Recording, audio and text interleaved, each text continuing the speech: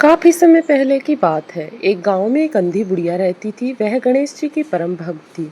आंखों से भले ही दिखाई नहीं देता था, परंतु वह सुबह शाम गणेश जी की बंदगी में मगन रहती। नित्य गणेश जी की प्रतिमा के आगे बैठकर उसकी स्तुति करती, भजन गाती, वह समाधि में लीन रहती। गणेश जी बुढ़िया की भक्ति से बड़े प्रसन्न हुए। उन्होंने सोचा, यह बुढ़िया नित्य हमारा स्मरण करती है, परंतु बदले में कभी कुछ नहीं मांगती है। भक्ति का फल तो इसे मिलना ही चाहिए। ऐसा सोचकर गणेश जी एक दिन बुढ़िया के सम्मुख प्रकट हुए और बोले, माई, तुम हमारी सच्ची भक्त हो। जिस श्रद्धा व विश्वास से हमारा स्मरण करती हो, हम उससे प्रसन्न हैं। अतः तुम जो वरदान मांगती हो, हमसे मांग सकती हो।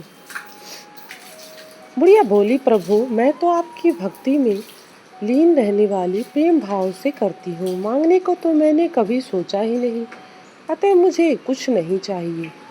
गणेश जी पुनः बोले, हम वरदान देने के लिए आए हैं।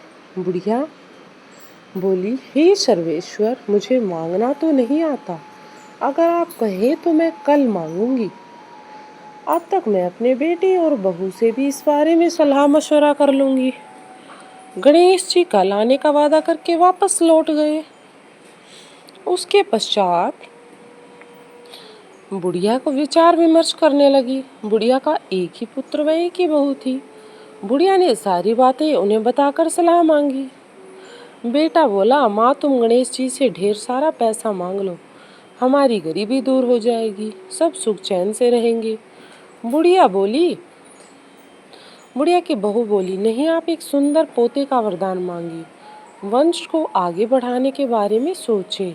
वंश को आगे बढ़ाने वाला भी तो चाहिए। बुढ़िया बेटे और बहू की बात सुनकर असमंजस में पड़ गई और फिर बुढ़िया विचार विमर्श करने लगी कि ऐसा क्या मांगूं जिससे सभी का भला हो जाए। उसने सोचा, ये दोनों तो अपने अपने मतलब की बातें कर रहे हैं। तब बुढ़िया ने पड़ोसियों से सलाह लेने का मन बनाया। पड़ोसन भी नेक दिल थी। उसने बुढ़िया से कहा कि तुम्हारी सारी जिंदगी दुखों में कटी है, अब जो थोड़ा जीवन बचा है वह तो सुख से व्यतीत हो जाए। इसलिए धन अथवा पोते का तुम क्या करोगी? अगर तुम्हारी आंखें ही नहीं हैं तो यह सांसारिक वस्तुएं तुम्हारे लिए व्यर्थ हैं। अतः तुम अपने लिए दोनों आंखें मांग लो। बुढ़िया पड़ोसन की बात सोचकर विचार करने लगी कि क्या ये सही है। बुढ़िया घर लौट आई। बुढ़िया और भी सोच में पड़ गई। उसने सोचा, कुछ ऐसा मांगा जाए कि जिसके कारण मेरे बेटे, बहू व सभी को भला हो। लेकिन ऐसा क्या हो सकता है? इसी उधेड़-बुन में सारा दिन व्यतीत हो गया। बुढ़िया कभी कुछ मांगने के बारे में सोच रही थी तो कभी कुछ, परंतु कुछ भी निर्धारित न कर सकी। दूसरे दिन गणेश जी पुनः प्रकट हुए और बोले, आप जो भी मांगेंगी वह हमारी कृपा से हो जाएगा। यह हमारा वचन है। गणेश जी के वचन सुनकर, उनकी पावन वचन की बातें सुनकर बुढ़िया बोली, हे गणराज, यदि आप मुझसे प्रसन्न हैं तो कृपया मुझे मनवांछित वरदान दीजिए। मैं अपने पोते को सोने के गिलास में दूध पीते देखना चाहती हूँ। उसके पश्चात गणेश जी ने कहा, बुढ़िया की बातें सुनकर गणेश जी उसकी सादगी व सरलता पर मुस्कुरा दिए। बोले, तुमने तो मुझे ठग ही लिया। मैंने तुम्हें एक वरदान मांगने के लिए बोला था, लेकिन तुमने तो एक वरदान में ही सब कुछ मांग लिया। ऐसा क्या बचा जो तुमने इस वरदान में नहीं मांगा? एक ही वरदान में तुमने अपने लिए लंबी उम्र तथा दोनों आंखें मांग ली।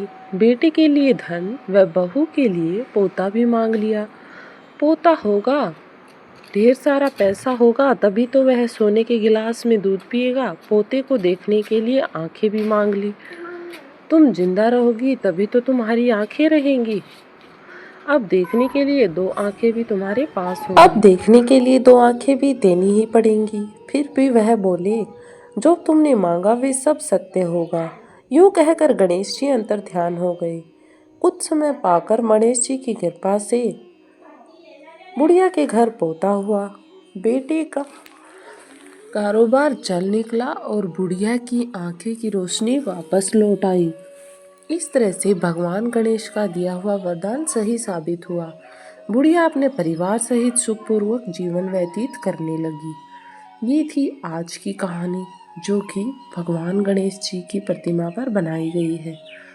स्टोरी अच्छी लगी हो तो इसे लाइक करें और चैनल को सब्सक्राइब करना ना भूलें, ताकि ऐसी ही बेस्ट स्टोरी आपको मिलती रहे।